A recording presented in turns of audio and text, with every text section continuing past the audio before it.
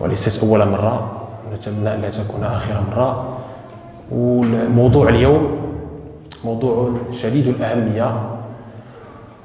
في الأصل كان حول الجهاد ومراتب الجهاد بين الدين والإيديولوجيات، وهو يدخل في موضوع الوسطية والاعتدال. Donc je disais tout d'abord un grand merci pour cette aimable invitation, c'est pas la première fois.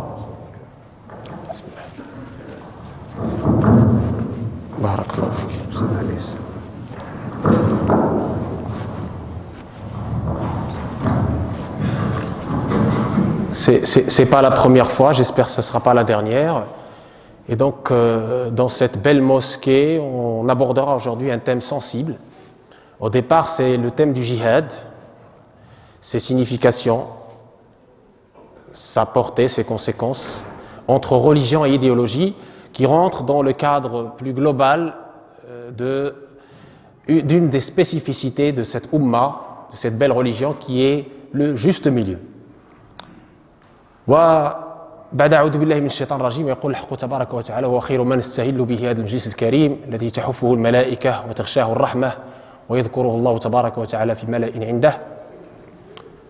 أول ما نستهل به قول الله تبارك وتعالى بعد أعوذ بالله من الشيطان الرجيم: وكذلك جعلناكم أمة وسطا وكذلك جعلناكم أمة وسطا لتكونوا شهداء على الناس ويكون الرسول عليكم شهيدا.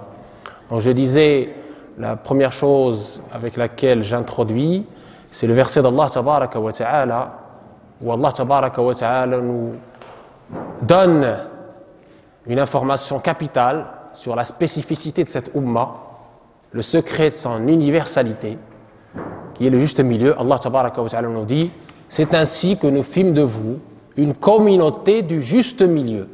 Du juste milieu. On va voir ce que c'est le juste milieu, l'équilibre, et sa grande importance, et aussi sa difficulté, la difficulté d'être dans cet équilibre. ثم إن القرآن الكريم ينهى عن الغلو ولا تغلوا في دينكم غير الحق ولا تتبعوا أهواء قوم قد ضلوا من قبل وأضلوا عن سواء السبيل. Le ghulu. Le Coran appelle ça le ghulu. Le ghulu, c'est l'exagération, l'extrémisme. Le Coran interdit explicitement toute exagération. En toute chose, que ce soit dans la façon d'adorer, de croire, de consommer, de s'alimenter, tout, absolument tout, le Coran, le chemin du Coran, c'est al-wasat, le juste milieu. C'est très important. Et le Coran nous cite quelques exemples des communautés avant vous, les pièges dans lesquels sont tombées les communautés avant nous, quand ils ont exagéré dans leurs pratiques ou dans leur credo, et les travers et les déboires qu'ils ont pu justement, dans lesquels ils sont pu tomber, dans lesquels Satan les a fait tomber, parce que cette exagération finalement elle vient de Satan. Il nous décrit le cas de l'abstinence. Il nous décrit le cas de ceux qui se sont interdits ce qu'Allah Tabaraka wa Ta'ala n'a pas interdit. Il nous décrit le cas de ceux qui ont exagéré dans les questions, qui étaient dans la recherche de la petite bête. Et on a une illustration très importante dans la sunna du prophète sallallahu alayhi wa sallam, où Al-Bukhari nous rapporte qu'il y a 3 jeunes qui sont venus voir Sidna Muhammad sallallahu alayhi wa sallam pour savoir un peu comment il est chez lui, dans ses maisons, dans son intimité, comment il adore Allah, parce que c'est notre modèle, on le sait tous.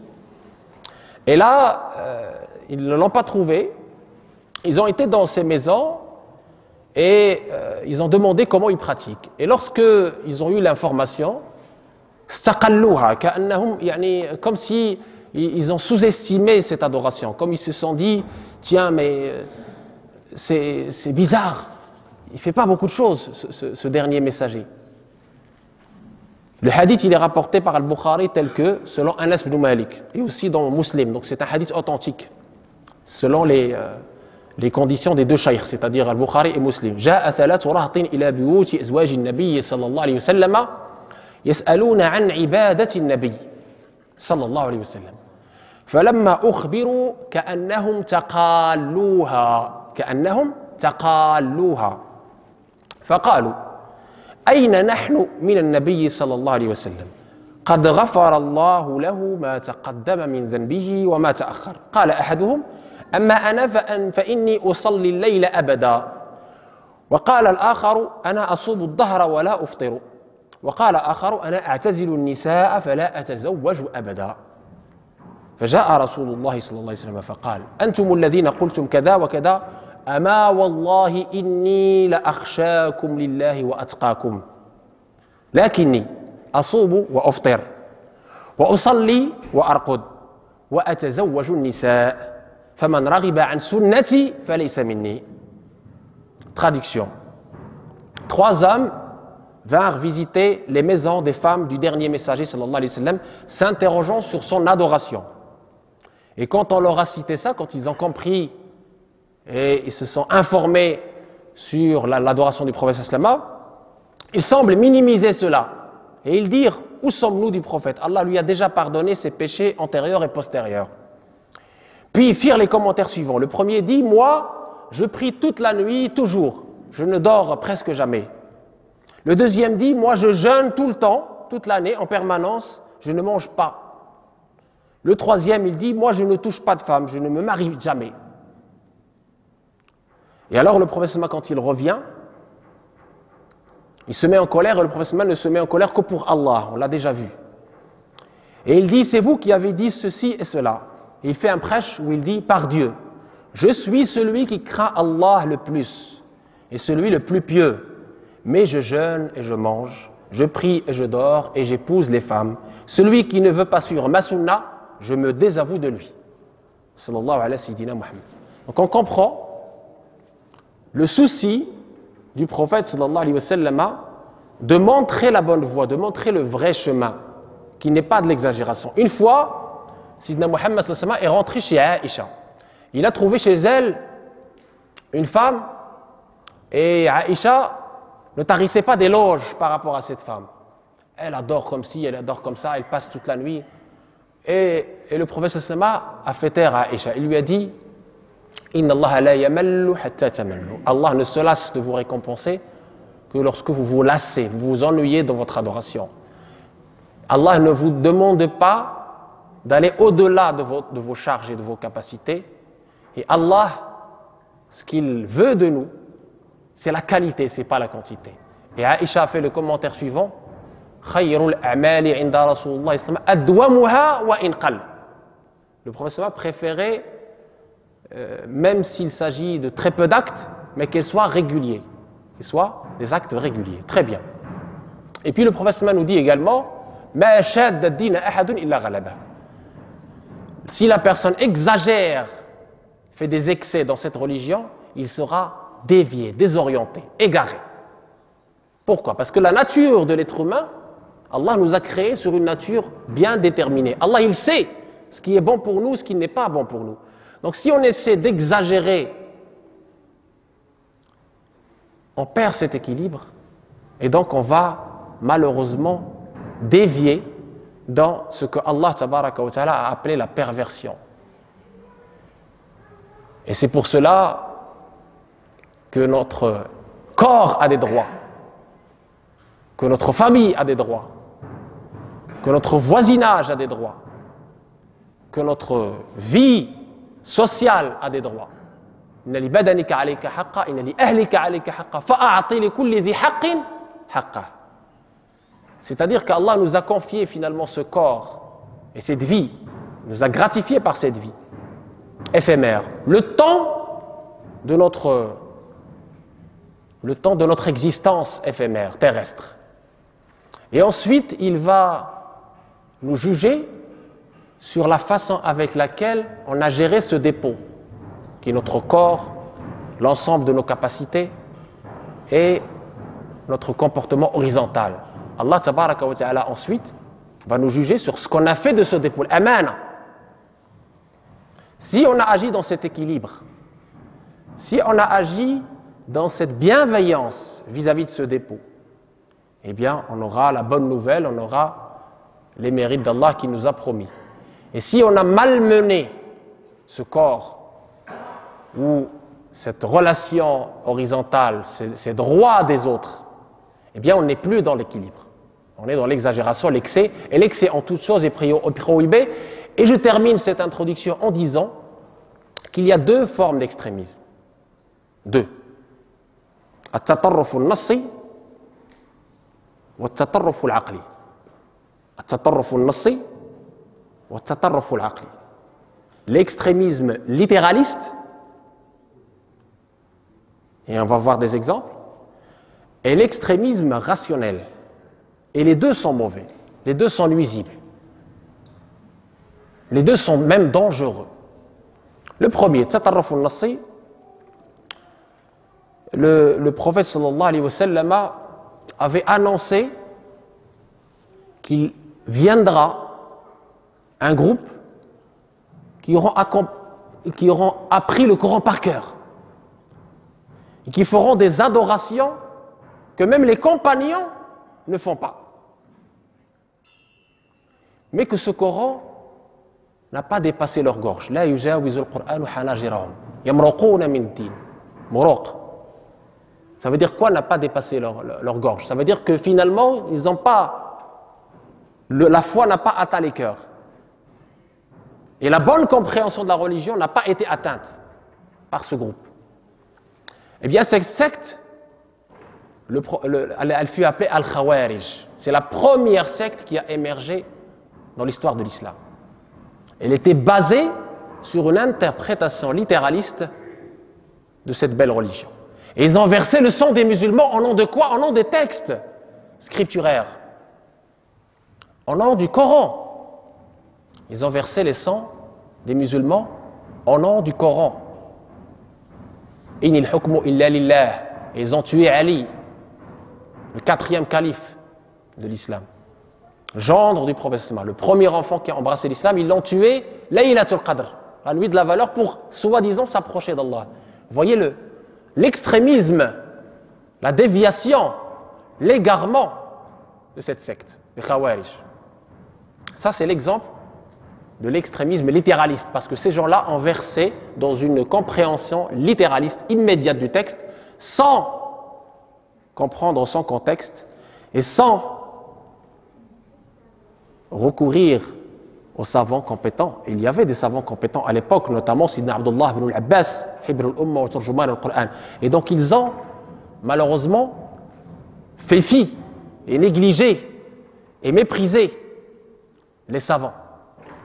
Les savants sont les dépositaires justement de cette bonne compréhension de la religion. C'est les vrais compétents qui peuvent effectivement, qui ont les codes et qui peuvent nous donner la bonne compréhension du texte en considération de ses codes, ses règles, ses conditions, ses convenances et son contexte. Très important, toujours de recourir aux savants. C'est très important. L'extrémisme littéraliste. L'extrémisme rationnel, l'autre extrémisme, il a été matérialisé, incarné par une autre secte qui est apparue plus tard, qui s'appelle Al-Mu'tazila, qui ont prétendu que la raison à elle-même surplombe, dépasse la révélation et qu'on peut, juste par la raison, cerner tout ce qu'il nous faut. On n'a pas besoin du Créateur finalement. C'est un raisonnement aussi extrémiste que le premier. L'islam, c'est entre les deux. L'islam, wasat, bayna at-tatarruf an-nassi wa at-tatarruf al-aqli. Puisqu'il donne au texte la bonne compréhension à travers les règles exégétiques connues et reconnues, muhkam, mutashabih, nasikh, mansoukh, mutlaq, muqayyad, etc.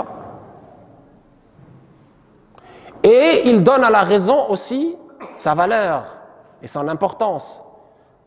Mais on reste humble. Notre raison ne peut pas cerner tous les secrets du Créateur. Et la science moderne l'a démontré. Aujourd'hui, si on médite dans le cosmos, et même dans nous-mêmes, combien de secrets devant lesquels les grands savants sont restés bouche bée, n'ont pas pu démystifier, décoder tout ce mystère, toute cette grandeur de l'univers. Donc il faut l'humilité. L'humilité et le juste milieu vont ensemble. Très bien. Ceci étant dit, je vais faire un focus ou je vais m'attarder sur un concept très important qui est source aujourd'hui de beaucoup de polémiques, qui est la notion de jihad. Le mot jihad a été utilisé à tort et à travers par les sectes et les idéologies de la haine et de l'exclusion pour justement essayer de dire aux musulmans qu'il faut conquérir des terres et qu'il faut imposer cette religion par la force aux autres. Et ça donne lieu à ce que vous voyez aujourd'hui, Daesh, Al-Qaïda, etc., qui sont dans la même lignée et dans la même continuité que l'extrémisme que j'ai décrit au début, celui des Khawarij, Tatarruf al-Nassi. Cet extrémisme littéraliste. C'est la même famille. Eh bien, l'utilisation du djihad, l'utilisation abusive, la dénaturation, on dénature, on déforme le sens même de ce mot. Sémantiquement déjà, le mot jihad, juhd. Ibn Rushd al-Jadd يقول هو أن تجتهد وتبذل الجهد لمعرفة الله عز وجل. C'est d'abord et avant tout l'effort continu, persévérant. C'est ça le sens sémantique, déjà, du mot jihad. من أتعب نفسه في ذات الله في ذاته عز وجل لكي يزكي هذه النفس الأمارة بالسوء. هذا الجهاد الأكبر. Donc le jihad déjà, sémantiquement, c'est l'effort. Juhd vient de racine juhd, l'effort persévérant. Très bien.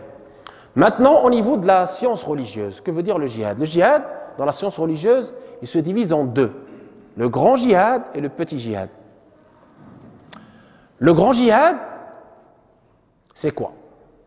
Je ne vais pas m'attarder sur le grand djihad parce que j'en ai déjà parlé, j'ai réservé déjà plusieurs séances à ce terme important. Le grand djihad est une obligation individuelle. Fardu ayn, ala kulli muslimin wa muslima. Fardu ayn, obligation individuelle. Pourquoi? Allah tabaraka wa ta'ala nous dit dans le Coran وَنَفْسٍ وَمَا سَوَّاهَا فَأَلْهَمَهَا فُجُورَهَا وَتَقْوَاهَا قَدْ أَفْلَحَ مَنْ زَكَّاهَا وفي آية أخرى رسول من أنفسهم يعلمهم الكتاب والحكمة ويزكيهم.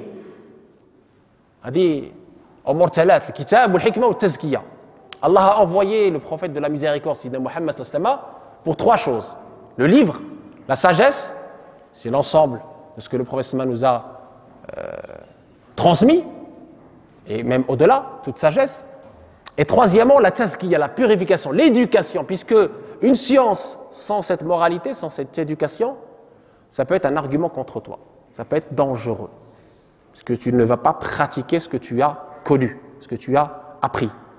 L'important, ce n'est pas d'apprendre et de mémoriser, le plus important, c'est de pratiquer et être l'image réelle, vivante, de ce que tu connais, de ce que tu sais, de ce que tu as mémorisé. Très important. Et donc le djihad, pourquoi ce djihad a été appelé l'Akbar, le grand djihad?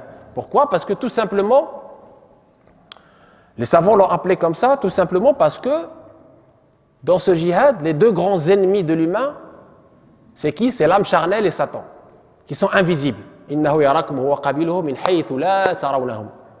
Ils sont invisibles. Et ils sont avec toi tout le temps, de la puberté jusqu'à la mort. Et dans tout espace. Donc il n'y a pas le repère espace-temps, il est perdu. Tu es dans un combat continu contre ces deux ennemis, Satan et l'âme charnelle. Pour transformer l'âme charnelle, l'âme instigatrice du mal, Ammara, Bissou, en âme qui blâme, le Wama, et puis ensuite en âme purifiée, apaisée, Mutma'inna. C'est pour ça qu'il a été appelé le grand djihad. Puisque si une guerre, entre guillemets, est livrée contre un ennemi que tu vois physique, dans un temps donné, dans un espace donné, eh bien ce grand djihad est livré contre des ennemis que tu ne vois pas, et indépendamment du temps et indépendamment de l'espace. Et il continue toute la vie. Et c'est même le but de ton existence, c'est justement de combattre tes instincts bestiaux, ces penchants terrestres, pour purifier ton âme et arriver à al-nafs al-mutma'inna, l'âme pacifiée, à la paix intérieure, pour qu'elle puisse se refléter en paix extérieure. Très important. C'est pour ça que les savants ont dit, vu la grande difficulté de ce combat, il fut appelé le grand djihad et le meilleur djihad. ولهذا رسول الله صلى الله عليه وسلم يقول في الحديث ألا أنبئكم بخير أعمالكم ألا أنبئكم بخير أعمالكم وأزكاها عند مليككم وأرفعها لدرجاتكم وخير لكم من إنفاق الذهب والورق والفضة وخير لكم من أن تلقوا عدوكم فتضربوا أعناقهم ويضربوا أعناقكم قالوا بلى يا رسول الله قال ذكر الله قال معاذ يسأل رسول الله صلى الله عليه وسلم أذكر الله خير أم الجهاد فقال الرسول صلى الله عليه وسلم لو ضرب المجاهد بسيفه حتى يختضب دما لكان الذاكر أفضل منه. الذكر هذا هو الجهاد الأكبر لأنك تجاهد نفسك وهواها. يقول صلى الله عليه وسلم لا يؤمن أحدكم حتى يكون هواه تبعا لما جئت به.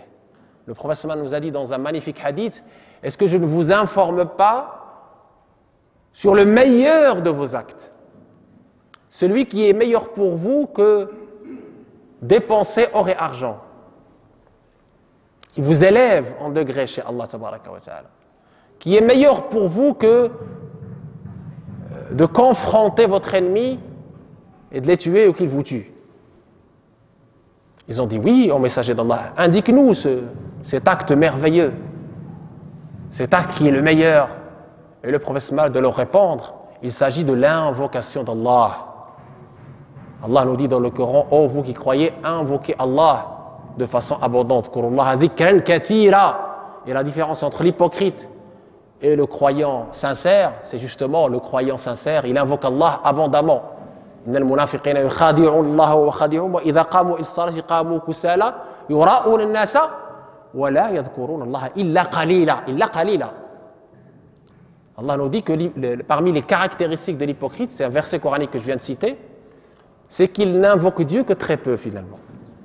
Puisque celui qui a dans la foi, l'invocation d'Allah ne le quitte pas. L'invocation d'Allah est le remède. L'évocation des défauts des autres est une maladie. Et l'invocation d'Allah tabaraka wa ta'ala est le remède. C'est ce qui permet de purifier le cœur. C'est ce qui permet d'arriver à nettoyer ce réceptacle de ces innombrables maladies telles l'orgueil, l'ostentation, riya, la vanité, la jalousie, la haine, les rancunes, etc. C'est très important. C'est pour cela qu'il a été appelé le grand djihad et c'est pour cela qu'il est obligation individuelle. Fardu ayn. Et le prophète nous dit, nul n'est véritablement croyant s'il ne dompte pas son âme pour qu'elle puisse être conforme à la révélation. Dompter l'âme. Parce que c'est comme la bête sauvage qui veut absolument aller vers les passions terrestres. La passion. Ceci étant dit, deuxième catégorie du djihad, le petit djihad. Le mot djihad, mes frères, il a été employé dans le Coran 41 fois. 41 fois. Jihad. Le mot qital et harb a été utilisé exclusivement quand il s'agissait d'exprimer explicitement une attitude guerrière et on va voir pourquoi. Le mot jihad, il a été utilisé 41 fois dans le Coran pour désigner d'abord et avant tout ce que je viens de vous dire à l'instant, le grand djihad. Et quand Allah a voulu autoriser les musulmans à recourir à ce qu'on appelle le petit djihad, il a utilisé le mot qatala, qital, guerre, directement. Allah ne va pas par des chemins ambigus, c'est très clair. Parce qu'il s'agit là de choses importantes. Et donc le petit djihad, tenez-vous bien, il se subdivise lui aussi en deux catégories. Jihad al-daf' wa jihad al-talab. L'historique du djihad du petit djihad, on est dans la catégorie du petit djihad, jihad al-asghar. Avant de parler de ses statuts et de ses modalités et de ses conditions. Et de voir aujourd'hui comment il est utilisé, vous allez comprendre qu'on n'est pas en face d'une religion, mais on est en face d'idéologie. Idéologie avec S. Eh bien, Allah tabaraka wa ta'ala a envoyé Sidna Muhammad sallallahu alayhi wa sallam rahmatan lil alamin. Allah nous dit dans le Coran, « Ma arsalnaka » c'est pas moi qui le dis, c'est le Coran. Lisez le Coran. Allah nous dit dans le Coran explicitement, en parlant du dernier messager, « Wa ma arsalnaka illa rahmatan lil alamin » c'est très clair. C'est pas moi qui l'ai inventé. On t'a envoyé, ô Muhammad, comme miséricorde à qui? Aux musulmans? Non. Aux humains? Non. Plus que ça. Aux univers. Miséricorde, l'alamin, jam'u alam. Aux univers, aux humains, aux génies, aux animaux, aux objets inanimés, au cosmos, à tout le monde. Comme quoi? Comme miséricorde. فبما رحمة من الله لنت لهم ولو كنت فظا غليظ القلب لانفضوا من حولك لقد جاءكم رسول من أنفسكم وفي رواية من أنفسكم عزيز عليه ما عنتم حريص عليكم بالمؤمنين رؤوف رحيم.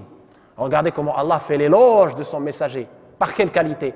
Par spécifiquement la qualité de la miséricorde, la douceur, lin, rahma, raouf, rahim, il l'appelle raouf, il l'appelle rahim.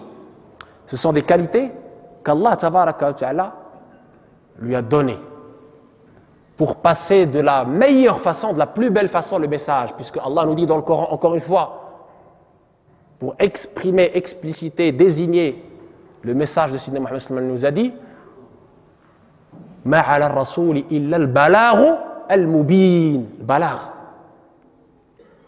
Tu n'es là que pour transmettre. Tu n'es là que pour faire le rappel. En aucun cas tu ne seras sur eux un dominateur. En aucun cas tu ne peux contraindre les gens à croire. C'est Allah qui détient les cœurs. C'est Allah qui décide. L'islam n'est pas venu pour conquérir les terres. L'islam n'est pas venu pour un pouvoir terrestre. Sidna Muhammad a conquis les cœurs et non pas les territoires. On n'a que faire des territoires, on n'a que faire du pouvoir.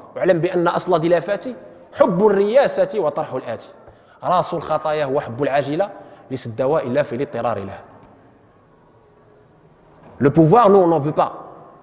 Sidna Muhammad, il envoyait des messages aux rois du monde, les rois, avec S.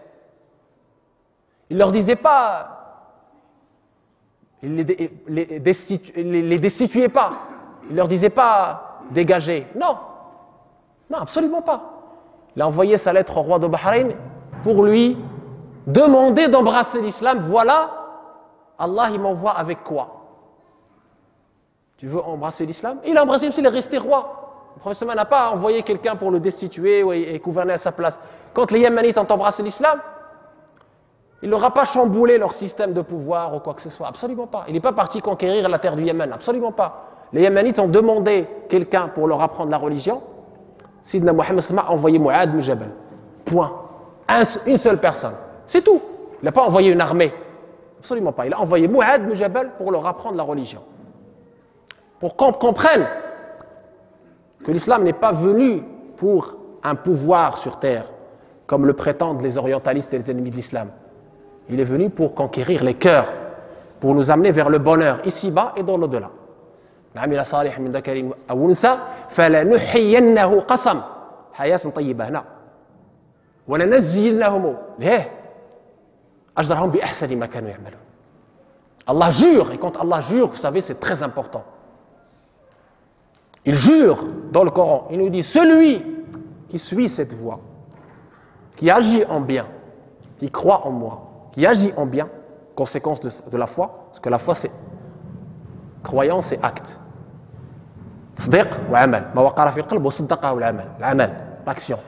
Eh bien qu'est-ce qu'il aura? Il jure qu'il aura une vie paisible, belle, de bonheur ici-bas. Ici-bas déjà. Paisible. حياة طيبة paisible. ومن أعرض عن ذكري فإن له معيشة ضنكا. Déjà quand on dit ضنك, ضيق. Les maladies psychologiques et tout ça sont dues à quoi? À l'éloignement d'Allah tabaraka. L'éloignement d'Allah. Quand vous vous éloignez de votre Seigneur. Et il nous dit ça c'est ici-bas et dans l'au-delà on leur donnera la récompense du meilleur de ce qu'ils faisaient. Regardez la générosité d'Allah. Et donc chronologiquement quand le prophète est venu à la Mecque, sa da'wa était secrète. Elle a commencé par sa proche famille. Puis ensuite c'est devenu plus général ouverte. Il a été malmené, ses compagnons ont été torturés, tués. Premier martyr de l'islam, c'est une femme, Soumaïa, etc. Il a eu la première émigration vers l'Éthiopie, avec Ja'far. Puis la deuxième émigration vers Médine. Et là encore, Allah tabaraka wa ta'ala n'avait pas autorisé à son prophète de se défendre. Il n'y avait pas encore ce petit jihad, ni daf' ni talab. Je vais spécifier plus tard ce que c'est que ce daf' et ce que c'est que ce talab. Il n'y a pas de jihad. On est à l'an 15. L'an 15 de la mission du prophète. 15 ans après la première révélation. Iqra. 15 ans. Le prophète a passé 15 ans à appeler à Allah tabaraka wa ta'ala avec la douceur, la sagesse. Il n'y avait pas encore le droit de se défendre. Il n'y avait pas le droit de se défendre. Omar est venu lui dire: oh messager d'Allah, nous sommes forts maintenant. Autorise-nous à nous défendre. Regarde ce qu'ils font à nos enfants, regarde ce qu'ils font à nos maisons. Ils nous ont chassés de nos maisons. Ils nous ont torturés parce qu'on dit la ilaha illallah. Sidna Abu Bakr a dit à Omar: Omar, tais-toi. C'est un prophète qui reçoit la révélation d'Allah. Tu n'as pas à lui dire ce qu'il doit faire. Et la révélation a donné raison à qui? À Omar. Le verset 39 de la sourate Al-Hajj Madaniya a été révélé. C'est la suivante. أذن للذين يقاتلون بأنهم ظلموا وإن الله على نصرهم لقدير الذين أخرجوا من ديارهم بغير حق إلا أن يقولوا ربنا الله ولولا دفاع في رواية حفص دفع الله الناس بعضهم ببعض لهدمت صوامع وبيع وصلوات ومساجد يذكر فيها اسم الله كثيرا ولا ينصرن الله من ينصره إن الله قوي عزيز.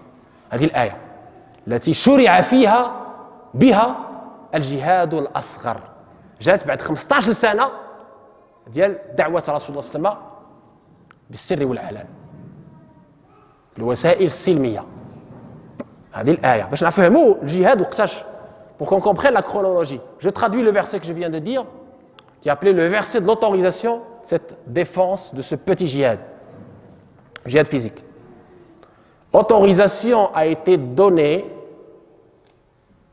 à ceux qui ont subi l'injustice et qui ont été chassés de leur demeure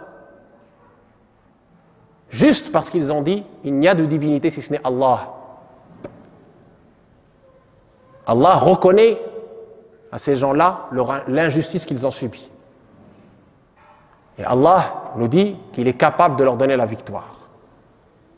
Et c'est là où Allah autorise pour la première fois Sayyidina Muhammad sallallahu alayhi wa sallam à se défendre par l'épée. On comprenne. Voilà le contexte du petit jihad, ce qu'on appelle jihad ad-daf'. Daf' veut dire défensif. Daf'. Très bien. Maintenant, si on regarde la sira tout entière, Sayyidina Muhammad sallallahu alayhi wa sallam, là on est à 15. Il reste combien pour 23 ans? Il reste combien pour 23 ans? 8 ans. Les 8 prochaines années, le prophète sallallahu alayhi wa sallam, dans toute sa vie, depuis qu'il a reçu la révélation jusqu'à sa mort à Médine, il y a eu 7% de sa vie qui a été réservée à ce qu'on appelle le petit jihad. C'est tout. Dont une grande partie, c'était évidemment défensif ou prédictif. Tout le reste, 93%, c'était la spiritualité, l'organisation, le social, l'économique, la conciliation, la fraternisation, toutes les belles valeurs qui nous manquent cruellement aujourd'hui. Voilà le contexte de l'autorisation de ce qu'on appelle le petit jihad. Et je disais que ce petit jihad se subdivise en deux. Daf', talab. Daf', c'est ce qu'on appelle l'autodéfense. C'est une obligation individuelle, fardu ayn, quand l'ennemi est à la porte. Quand vous avez un ennemi envahisseur qui vient, un ennemi oppresseur qui vient prendre vos biens, qui menace votre vie, votre honneur, votre religion, qui est là à la porte de votre pays, eh bien là, la défense de votre patrie, de votre vie, de vos biens, devient une obligation individuelle pour tous ceux qui peuvent porter des armes. Et ça, le droit international, tous les de tous les pays, le droit international, bien évidemment, il est d'accord avec ce principe d'autodéfense. Aucun n'est en désaccord avec le principe d'autodéfense. Allah nous dit dans le Coran وَقَاتِلُوا فِي سَبِيلِ اللَّهِ الَّذِينَ يُقَاتِلُونَكُمْ وَلَا تَعْتَدُوا إِنَّ لَا يُحِبُّ الْمُعْتَدِينَ. Et combattez pour Dieu ceux qui vous combattent et n'outrepassez pas. Ne soyez pas injustes, car Allah n'aime pas les injustes. Très, très important. Voilà le contexte. هذا يسمى جهاد الدفع ويكون فرض عين إذا كان العدو على الأبواب أو إذا التقى الجيشان أو إذا قرره الإمام يسمى جهاد الدفع. Et un point important en ce qui concerne le djihad physique, إحكامه إحكام سلطانية. Ça veut dire quoi en français? Ça veut dire qu'il relève de l'autorité centrale. C'est quelque chose qui relève de l'autorité centrale, c'est-à-dire l'imam. L'imam, c'est qui l'imam? Ce n'est pas l'imam des 5 prières. L'imam, dans ce contexte, c'est l'autorité centrale, celui qui gouverne. C'est très important. وَإِلَّا تَكُنْ فِتْنَةٌ فِي الْأَرْضِ وَفَسَادٌ كَبِيرٌ. وَإِلَّا تَكُنْ فِتْنَةٌ فِي الْأَرْضِ وَفَسَادٌ كَبِيرٌ. Et donc, c'est l'autorité centrale qui peut décider, si ce n'est pas jihad al-daf', si ce n'est pas une défense légitime, toute autre forme de guerre, c'est l'autorité centrale, elle seule, qui peut décider de la pertinence ou pas de cette guerre en fonction du contexte et après concertation de ce qu'on appelle les ulama, al-hil wal-aqd, les savants. Mais c'est l'autorité centrale, sinon, qu'est-ce qui se passe? C'est la fitna et l'anarchie assurée, comme cela se passe aujourd'hui actuellement en Libye, en Syrie et dans d'autres pays où le chaos règne. Ce n'est pas un individu, un groupe d'individus qui décide de lui-même, de son propre chef, allez, on fait la guerre. C'est des mécréants, on fait la guerre. Non, absolument pas. Et je veux ici m'arrêter quelques secondes sur la sourate 9, sourate Tawbah. qui تسمى سورة براءة براءة من الله ورسوله إلى الذين عاهدتم من المشركين. وعلى واحد الحديث يسيء فهمه الناس أمرت أن أقاتل الناس. وفي رواية النسائي أن أقاتل المشركين. مهم شي باش نحيدوا هذا سوء الفهم نتاع الشريعة ديالنا. حنا مقصودين أولا وقبل كل شيء. La sourate 9 est une sourate, la seule qui a été révélée sans Bismillah ar-Rahman ar-Rahim. Au nom de Dieu, le clément miséricordieux. Il n'y a pas. Il y a une raison, il y a une sagesse pour ça. Parce que c'est un ensemble de versets contextuels et non génériques. مقيدة وليست مطلقة. وتتعلق بالمشركين الذين نقضوا العهود والمنافقين الذين كادوا لرسول الله صلى الله عليه وسلم والمسلمين. Elle concerne exclusivement les polythéistes qui ont rompu leur engagement, qui ont trahi les pactes de paix qui étaient signés avec le prophète et également les hypocrites qui ont comploté et qui menaçaient cette communauté musulmane naissante. Très important pour comprendre le contexte de la sourate 9, sourate Tawbah, sourate du repentir, et appelée aussi la sourate du désaveu, parce qu'elle commence par un désaveu. Et donc on ne peut pas extrapoler cette sourate au monde entier, et notamment vis-à-vis de personnes qui nous accueillent, et notamment vis-à-vis de pays avec lesquels on a des accords, des engagements de paix et de bon voisinage, de paix et de bon voisinage. Pourquoi? Parce que le musulman doit respecter ses engagements. Allah nous dit Ya ayyuhalladhina amanu awfu bil uqud, respectez vos engagements, c'est une obligation divine. Divine. Le prophète n'a jamais trahi ses engagements et ses pactes de paix et de bon voisinage. En témoigne la charte de Médine ou la constitution du Médine, on en avait déjà parlé. Très bien. Et donc la relation du prophète avec les gens du livre et avec les non-musulmans plus généralement n'était pas basée sur la guerre. La règle en islam, c'est la paix d'abord. C'est la paix. La guerre n'est qu'une exception pour revenir à la paix. Nous ne sommes pas des guerriers, comme nous présentent certains orientalistes. Absolument pas. Absolument pas. Sinon, on n'aurait pas brillé pendant ces siècles. Le prophète a conquis les cœurs, je le répète. Quand il est revenu à la Mecque victorieux, qu'est-ce qu'il a dit à ces Qurayshites qui l'ont malmené, qui ont tué ses compagnons, qui ont fait toutes les atrocités possibles et imaginables? Il leur a dit « Daouf antum tulaqa » je vous pardonne, Et c'est comme ça qu'il a conquis les cœurs et c'est comme ça que les gens sont rentrés dans la religion par groupe. Dakhalou fi dinillahi afwaja. Et donc, très important aussi, le fameux hadith, qui est sahih, authentique, il n'y a pas de divergence sur son sanad. Mais son matn, son contenu, ce n'est pas à n'importe qui de le comprendre. On ne peut pas prendre un verset ou un hadith, ou une tradition du prophète, indépendamment du reste, l'isoler, comme si elle était toute seule comme ça, et la rendre générique alors qu'elle n'est pas générique, elle est contextuelle. Le hadith du prophète sallallahu alayhi wa sallam, que certains traduisent « Umirtu an uqatil an-nas » j'ai été ordonné de combattre, il y en a qui traduisent ça par le verbe combattre, « uqatila » jusqu'à ce qu'ils disent « la ilaha illallah » etc. Al-Nasa'i rapporte une autre version, j'ai été ordonné de combattre les polythéistes, les mushrikin, il utilise le mot mushrikin. Les mufassirin, les spécialistes de l'exégèse nous disent ce hadith est contextuel. Cette tradition est contextuelle, elle concerne les mushrikin, les polythéistes qui ont été guerriers, muharibin. En islam, on distingue le muharib du reste du monde. Même dans le droit pénal concernant l'apostasie, par exemple. Ibn Rushd, dans son livre Bidayat al-Mujtahid Nihayat al-Muqtasid, il dit que la peine légale pour l'apostat, elle concerne l'apostat guerrier et non pas l'apostat pacifique, qui a choisi, qui a fait un choix libre. Puisque Allah nous dit la ikraha fi din. Nulle contrainte dans la religion. On ne peut pas aller à l'encontre d'un verset immuable. Très bien. Cette tradition, d'abord, pour certains exégètes, pour certains mufassirin, elle concerne une catégorie de personnes guerrières, polythéistes. Très bien. Ensuite, le mot uqatila. Uqatila, c'est différent de aqtula. Uqatila, ça, en langue arabe, la langue arabe est très précise. يعني الاعتداء وليس الابتداء. C'est pas commencer par combattre, mais ça veut dire que les autres ont commencé par nous combattre. Et nous sommes dans une situation, dans une posture de réponse. Uqatila. C'est un verbe transitif. Yata'adda uqatila. C'est pas aqtula, c'est pas tuer.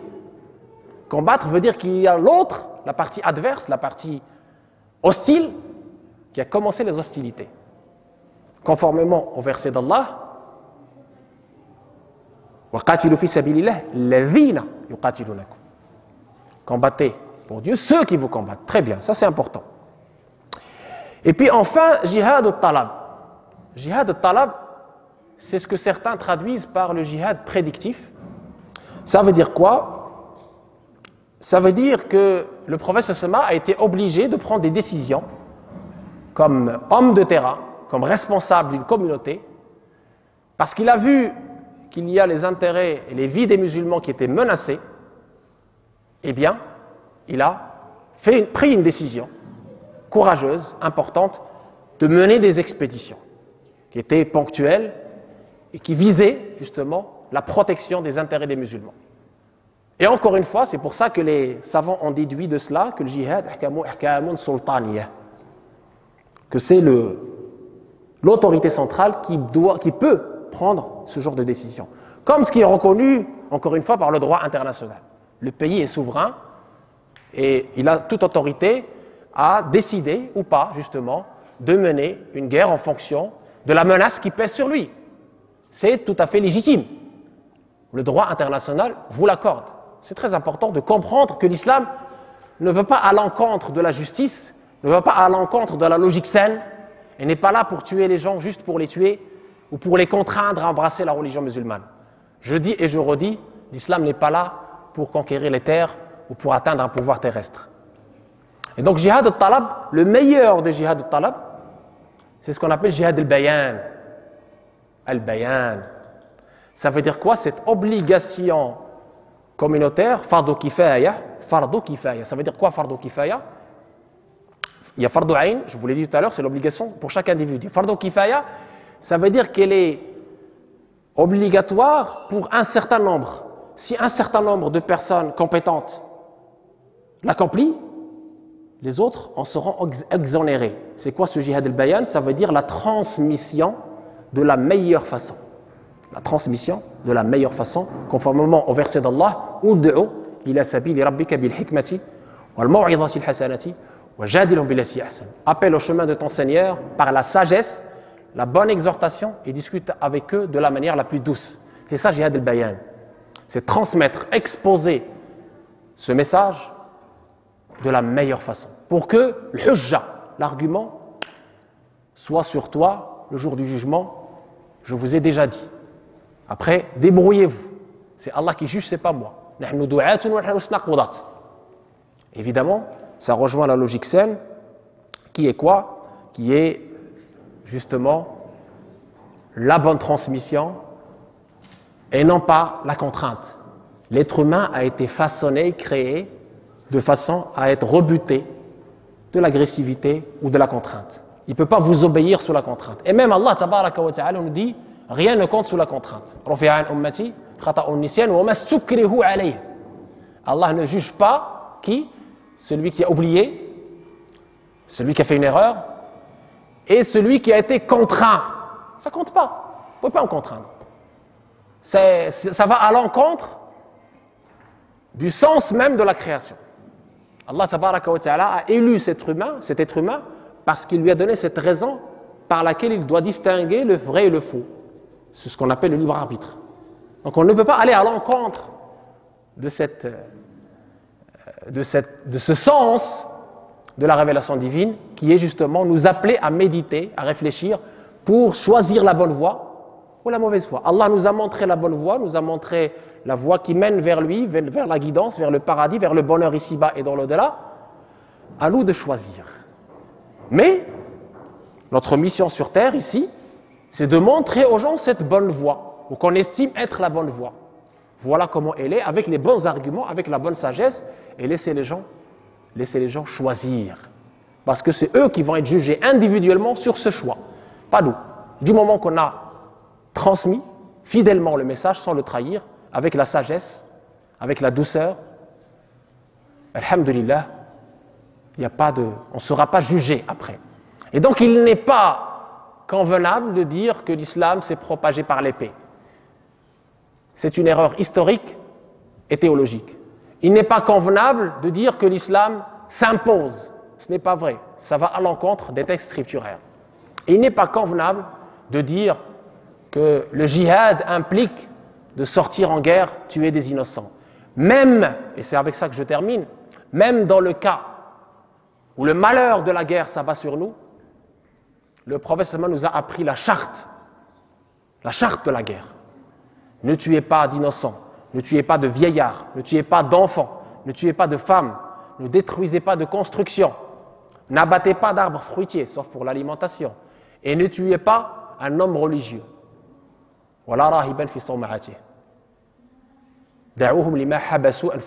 Voyez là, le respect, même en cas de guerre. Et dans tous les cas, je le dis et je le redis, et ce sera la conclusion, le petit djihad, quelles que soient ses catégories, il relève, encore une fois, de l'autorité centrale dans le pays souverain. Autrement, si les individus s'amusent à faire l'apprenti sorcier, ce sera la fitna et le chaos assuré. Barakallahu fikum. J'ai essayé de résumer du mieux que j'ai pu. Si vous avez des questions, elles sont les bienvenues.